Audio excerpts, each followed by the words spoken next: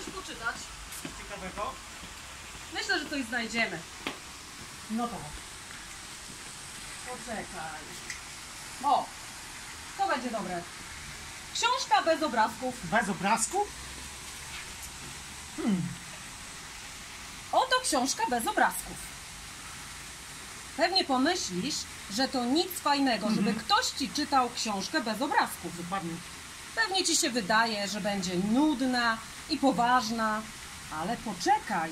Posłuchaj najpierw, jak działają książki. Ten, kto czyta książkę na głos, musi przeczytać każde słowo, które jest w niej napisane. Cokolwiek to jest. Taka jest umowa, taka jest zasada, a to znaczy, że nawet jeśli jest napisane... Bzimb, Poczekaj, co? Przecież to nic nie znaczy. gniob. Momencik. Co? Nie taką książkę chciałem ci czytać i muszę przeczytać na głos każde słowo z tej książki? Moja głowa to kotlet z cukrem, pudrem. Chwileczkę. Czy ta książka to jakaś sztuczka? Czy mogę już jej dalej nie czytać? Nie. A tak w ogóle, dzieciak, któremu teraz czytam tę książkę, to najwspanialszy dzieciak w całej historii ludzkości. Naprawdę?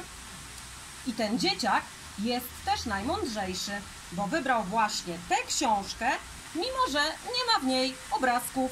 Bo dzieciaki wiedzą, że ta książka zmusza dorosłych do mówienia głupich rzeczy. I wydawania głupich dźwięków.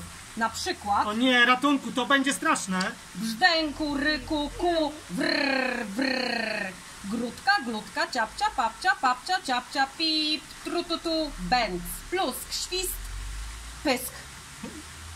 Na litość boską. Błagam, już nigdy więcej nie każ mi czytać tej książki. Szczerze mówiąc, jest całkowicie i absolutnie niedorzeczna.